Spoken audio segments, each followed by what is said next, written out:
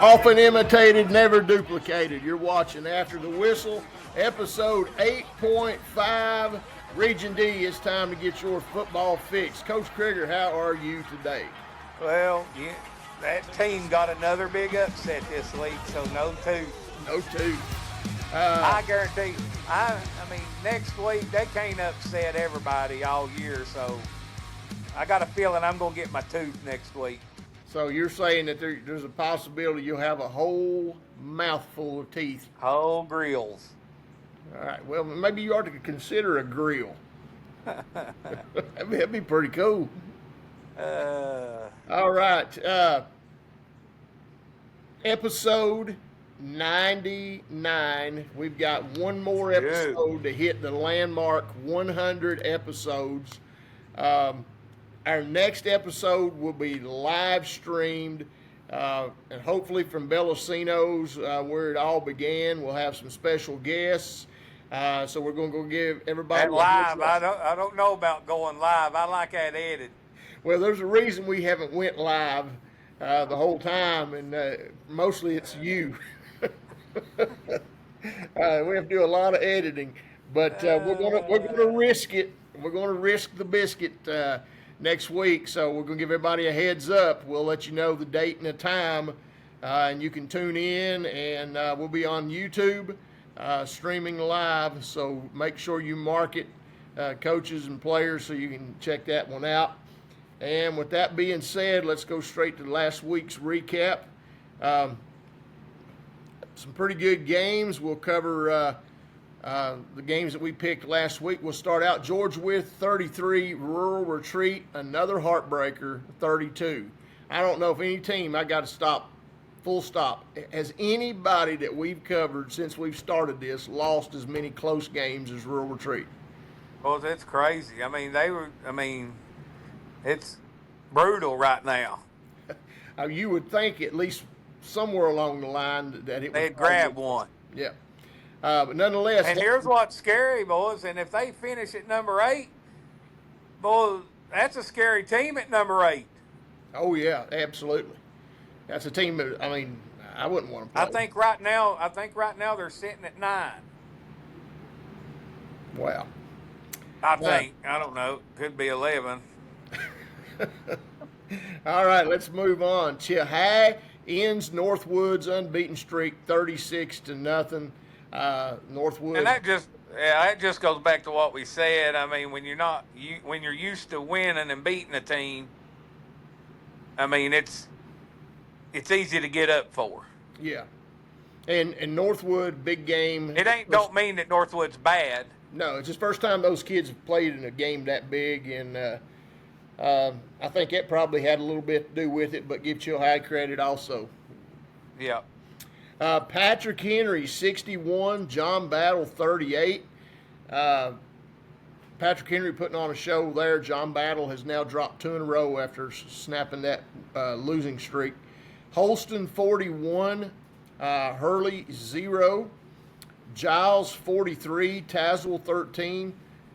We picked this one, but I thought it would be a little bit tighter than what it was. But in the end, Giles was just proved to be too much. Early on, the game was kind of tight.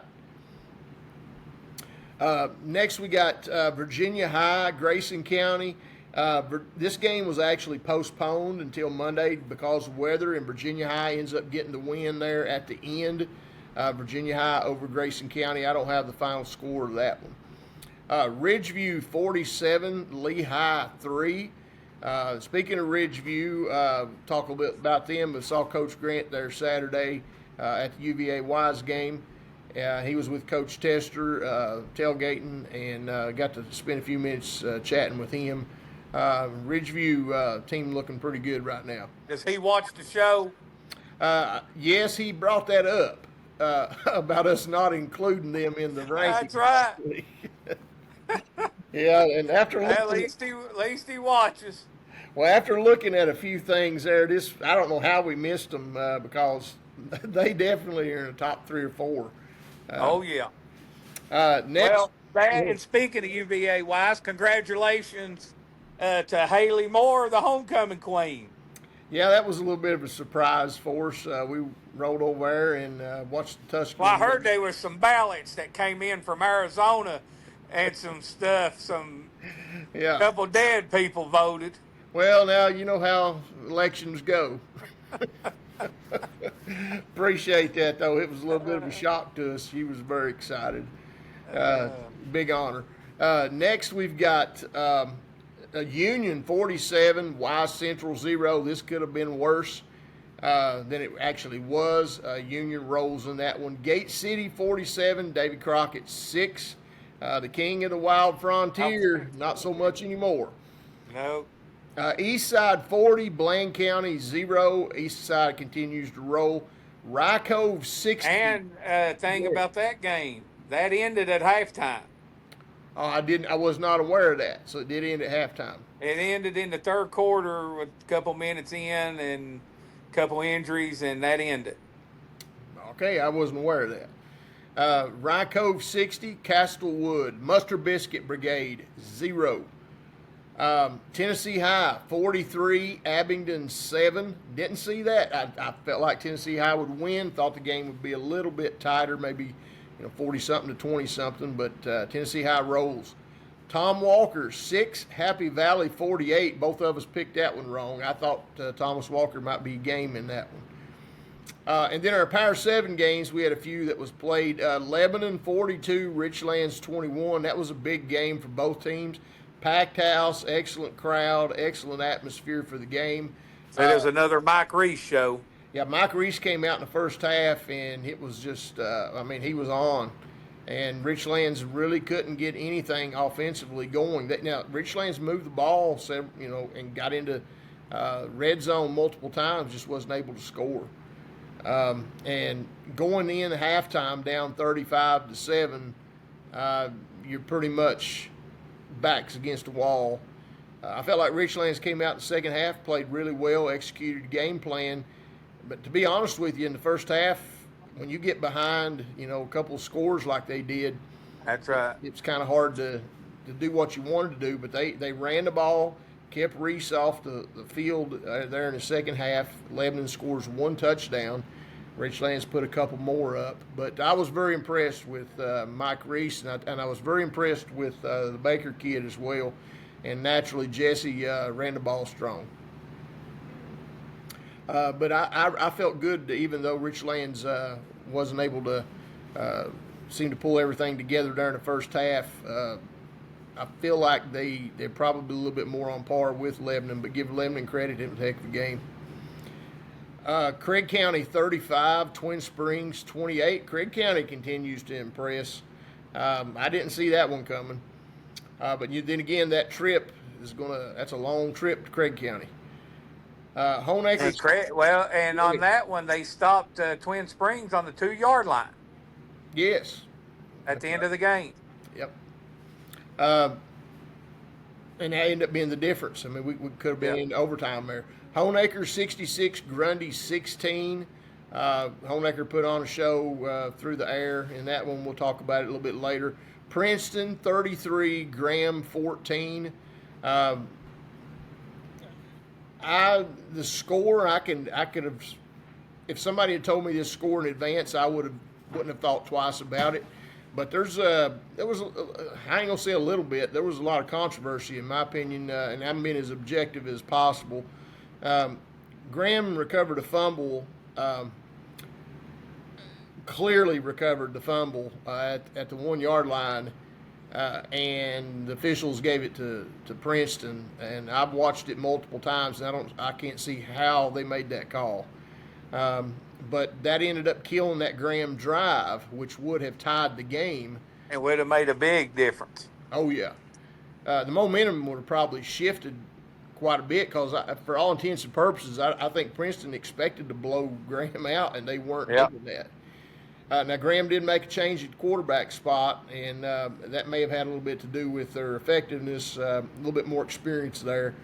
But another thing that was kind of questionable, I think there was about 38 seconds left on the clock, and the clock didn't even move. And it never, I think Graham coaches, Graham actually would have had a 7-6 halftime lead and the clock didn't run at the end of the play there. And I don't think they noticed it, but Princeton did. And in that 38 seconds, Princeton took advantage of the clock not running and scored an extra touchdown and ended up going up on them. So a couple of questionable things. I'm not saying anything crooked was going on, but it sure did look bad. But All right, that's it for our scores for this week. Our recap. Folks, you know the guy, the one looks like he just stepped out of off the trail. He's got a strong handshake, sharp beard, confident swagger. That's not a look you get from a 3-in-1 body wash and a prayer. That's a look that's earned and well maintained with Wild Willie's. Check out Wild Willie's. Live free, live free, stay wild with Wild Willie's. Click on that little QR code right there and help us out here with the program by making a purchase and getting your own Wild Willie's beard kit. And remember, you don't have to look like a caveman like some people do with a beard. You can have a slick face, and this beard kit will still make you look pretty. So check out Wild Willie's beard kit. Coach Krieger and myself are going to give it a shot here later on. We'll be the best groomed men in the area. All right, let's go straight to our peak performers of the week. Our peak performers of the week, Mike Reese from Lebanon, who was 22 of 31, 400. I mean, he's been on it every week. Yeah, every week so far. He's consistent. I'm just going to leave his name in the chart here. 472 passing yards, 3 touchdowns. He had 12 carries, 53 yards rushing, 1 touchdown, and an interception in Lebanon's win over Richlands. Jalen Deal from Ridgeview had 13 carries, 172 yards rushing, 3 touchdowns. From where? From Ridgeview, the Wolfpack. Oh, they got it. They playing this year? Yeah. Yeah. Lord, forgot all about them. Listen to this performance here from Jeb Stewart from Patrick Henry High School. No relation to Jed Clampett, by the way. 341 rushing yards, 70 receiving yards, had 80 return yards, and 6 total touchdowns for Patrick Henry in their big win there. They hang 61 points on the scoreboard. Up next, Andrew Boyd from Richlands High School, 214 passing yards, 2 touchdowns, and he had 21 carries for 104 yards rushing. So, I mean, putting up good numbers in a loss there against Lebanon. But this is the one that stands out above them all for this week. That's Parker Lowe from Honaker, 15 of 19, 304 passing yards, 7 touchdowns, a school record against Grundy. Any thoughts on those young men there? But they're there every week. If you go back and watch the show, the same kids are on there every week. That's true. Impressive numbers. And you know their teams are successful too, and that's why they're up there. Yeah, that's right. Usually success, you'll see who has the top players in the region a lot of times based on their statistics. I mean, that's like Patrick Henry. They had to score 60 because Beefy was giving up 40. I need to have a talk with Beefy about that. Yeah. That's a test to see if he watches. Oh, we'll get a comment on this, I bet.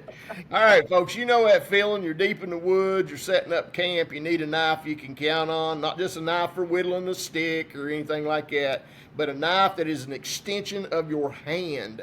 That's the feeling you get with the Mossy Oak 8.5-inch fixed blade knife. I actually got one, and I'm going to take it with me this week, this coming week. We prepare to go deer hunting in Bath County, and hopefully I'll put this thing to use and let you know how effective it is. All right, that's the Mossy Oak 8.5-inch fixed blade full tang knife. And that full tang means it basically from tip to the handle, it's one solid piece of steel. All right, talking smack, Coach.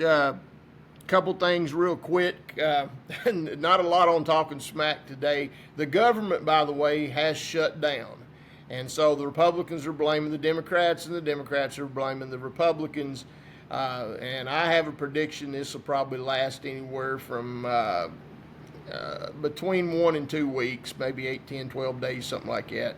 And then when it's over with, both sides will declare victory. But for those of you out there that's worried about it, don't lose any sleep. That's all I've got to say about that. Well, I know 3 men at McDonald's in the morning. If y'all need to know what the package said, they can tell you. That's the DPC club, ain't it? Yeah. Another quick thing. I understand you had a unique experience. I got to tell you a little bit about mine.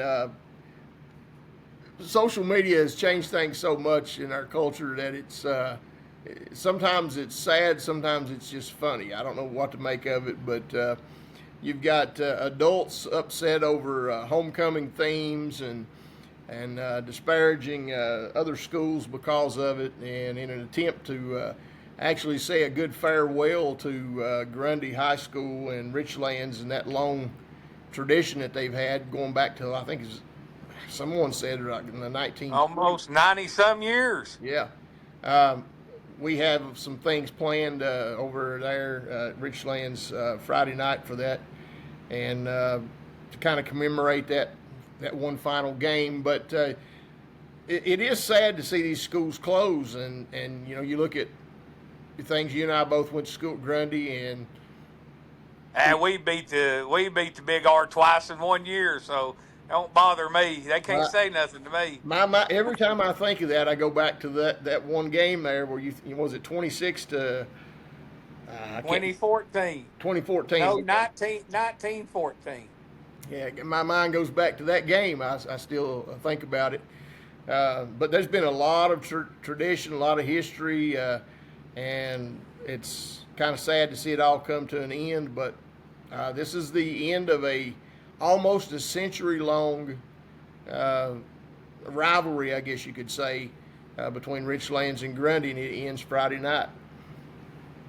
The part that's kind of frustrating is the fact that we're trying to commemorate it and do it right, and then sometimes you have people that try to make a mountain out of a molehill, and adults just need sometimes to chill out, I think, and let everybody have some fun and so forth.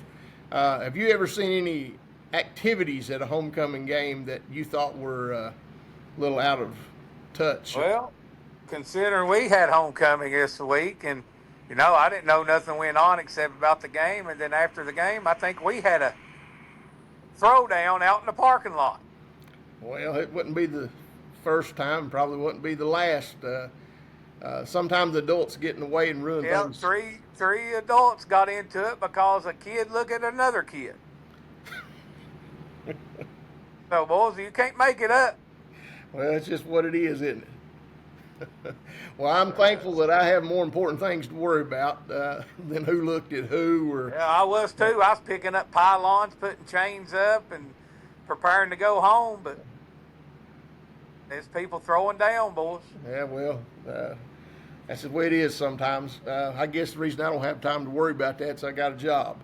Got stuff to do. That being said, Emory and Henry's in the news. Emory and Henry College recently announced that they would be reducing their annual undergraduate tuition from $39,000 down to $19,900, and I think the official statement, if I'm not mistaken, is let me pull it up here. The decision aims to improve affordability and accessibility for prospective students.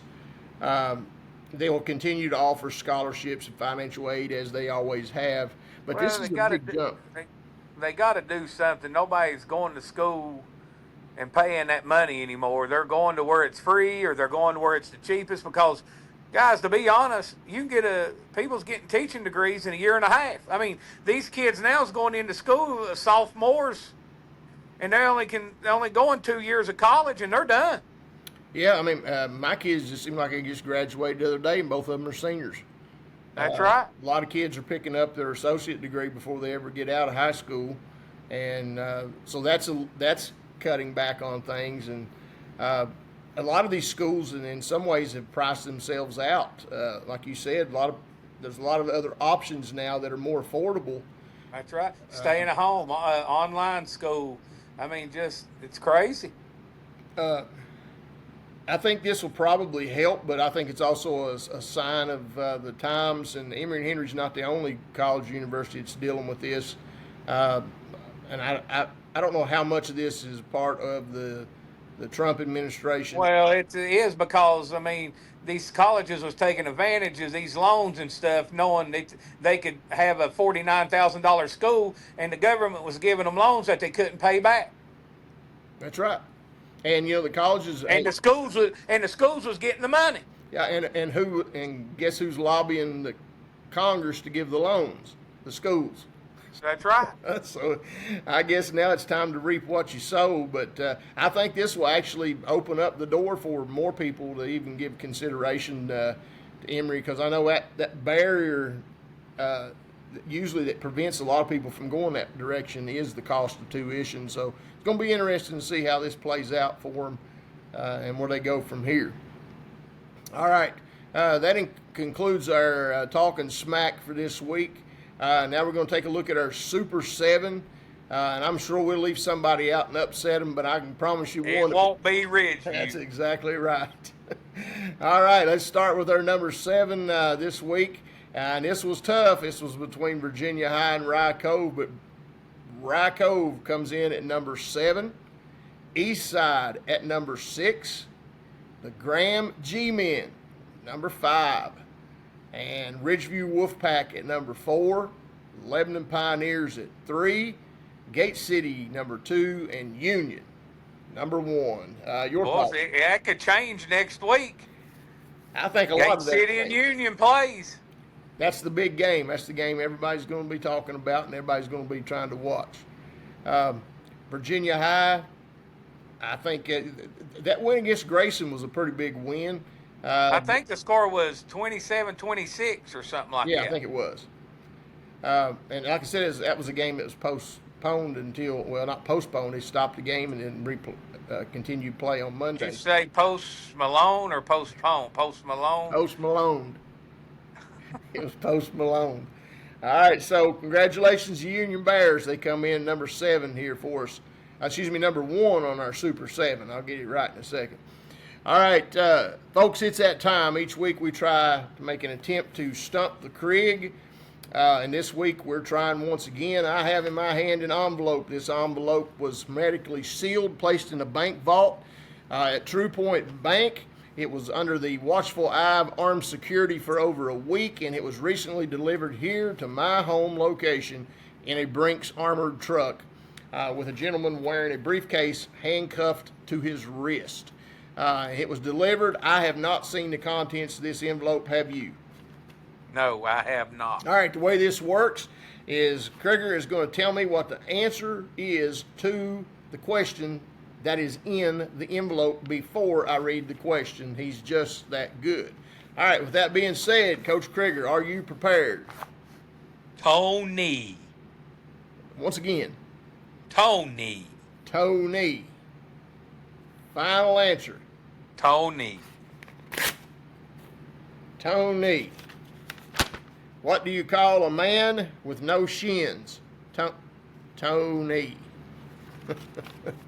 Waka waka. Here all day. I've never seen a man with no shins, but I imagine if I did, his name would be Tony. I never would have thought of that one. That's pretty good. All right, we have one more question here, one more envelope. Do you care to take a gander at what the answer to this one is? Swallow. Repeat that. The swallow. Swallow. Swallow. Oh, God. Swallow. All right, here we go. The dove is the bird of peace. What is the bird of love? The swallow.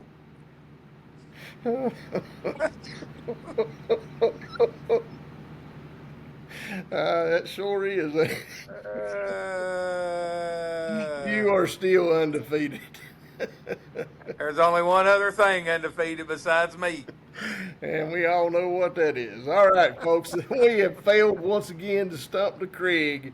And if you see a man with no shins, just assume his name is Tony. Tony. All right. With that, Coach, it's time for our pigskin prognostications. Last week you were an amazing 16-0. I was 14-2. Overall, you are 57-5, and I am 56-6. So you got one on me there. Let's start out with the pick 'em here. First game is Lee at Rye Cove. This could be a good game. Cove. I'm going with Rye Cove as well in this one. I think they've got just a little bit more than Lee has. I haven't heard anything about the injury update from Lee High either about the Pendergraft kid. I don't know. He had surgery. He's out. All right, he's out for the season then. All right, hate to hear that. Marion at Graham. I'm going to pick Graham in this one, and it's hard to believe that we're saying this. This could be the first on-field win for Graham this season. Remember, they got the forfeit against who was it? Galax. So that's hard to believe. But I tell you what, I think Graham showed some people some stuff this past Friday. That's anybody that was writing them off probably thinking twice now. They'll be all right. All right, Grundy at Richlands. This is homecoming night, and once again, the final game between these two programs. The Big R will be waving goodbye to the wave. I'm going to pick Big R as well in this. Wave goodbye. I feel like we've got a little bit of momentum on our side right now. Even though we came off that loss last week, there was a lot of positive. But they still can't take away those 2 losses in 95. Well, that's true. Tazewell at Virginia High. It's a big Southwest District matchup. Virginia High. Tazewell's going to have to keep Virginia High off the field, and I don't know if they can do that long enough, at least enough to get the victory there. So I'm going Virginia High also. This one coming up, we don't pick it. It's Twin Springs at Twin Valley. This is the last time Twin Springs will make that trek over in football. And then you guys, I understand you're open. Is that right the following week? Yes. Okay. North, is this, how many home games do you have left? 2. This one and one more. I don't know, but whoever the AD is made a heck of a schedule. We've only played 1 away game. That's pretty good. We had 6 in a row, and we got 2 more, and that's it. Well, that's pretty good. Northwood at Castlewood. I've got the Panthers in this one. I think the Wood you for Castlewood. But the one thing about it, the Wood's going to come out on top in this one. East Side at J.I. Burton. I think East Side remains hot on the win column here. What do you think? East Side. All right. This game has potential to be good. Chilhowee at Honaker. Personally, I don't think Chilhowee can match them score for score. Going with Honaker. I've got Honaker as well in this one. Holston at Fort Chiswell. I'm going with Holston in this one. I think Fort Chiswell's still continuing to struggle. Yeah, I'm going with Holston as well. Here's a game I think that could be a good game to go catch if you're thinking about picking up one this Friday night. Patrick Henry at Retreat. I'll let you. Is it at Royal Retreat? I'm going to go with Royal Retreat being the home team. Same here. I think Royal Retreat has the edge, but I think Patrick Henry can get old Jeb Stewart going there. Well, that's the thing. They're going to have to get somebody else going besides him. I think Royal Retreat can game plan for Jeb. Patrick Henry to be in the game, to stay in the game, they're going to have somebody else step up. And got to keep him under 50. Yeah. Send Beefy at memo. Gate City at Union. This is the game everybody's talking about. Gate City at Union. I think if you go to this game, you might hear some pads pop. And you better get there early. Absolutely. And where's it at? At the Park. city? It's at Bullet Park. Well, see, you get cheated every time you go to Bullet Park. Is that the case? What they say.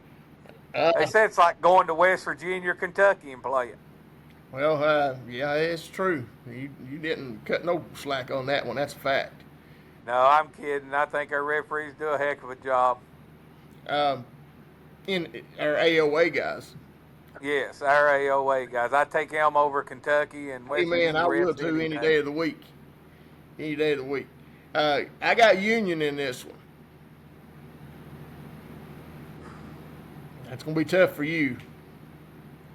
No, I'm going with Gate City. Well, if Gate City wins, They're going to keep the ball from them. well, no, Gate City can keep the ball. They do have a good run game. If they win, I mean, Union can't keep upsetting these teams. Well, and if Gate City wins, you may end up with I might get my tooth. you may have a full set of teeth after this week. So I know you're hoping and praying for that. Yeah, it's going to happen. It's like I said, there's no more upsets. All right, Lebanon at John Battle. Lord have mercy. I've got Lebanon in this one. Lebanon. You feel like maybe there's an upset on the No. no upsets? All right. No. Ridgeview travels to Paintsville, Kentucky, and it goes back to what we said. I don't know anything about Paintsville, but I know it's in Kentucky. But you're already down 14. Yeah. I think Ridgeview, But I think Ridgeview can overcome that. I do too. But they need to know when they get on the bus that at Rose Ridge up there that they are 14 in the hole. Even though we forgot them, nobody else will. That's right. All right. That's all we've got for this week on our pick 'em to make sure open. We've got Central, Hurley, and Thomas Walker. All three of them are open this week. All right. Anything before we get out of here? All right. Maybe It's you'll have a new sad day to be a Bengals fan. I know that. Yeah, I'm sure it is. It's every day though, ain't it? Yeah. Reminder, next week we'll be going live with our 100th episode. Don't want to miss that. We'll post the dates and times, and coaches and players and fans, make sure you tune in to it. Until next time, I'm Coach Moore. I'm Coach Krieger. Reminding you that just because you're not paranoid doesn't mean they're not out to get you. Good day.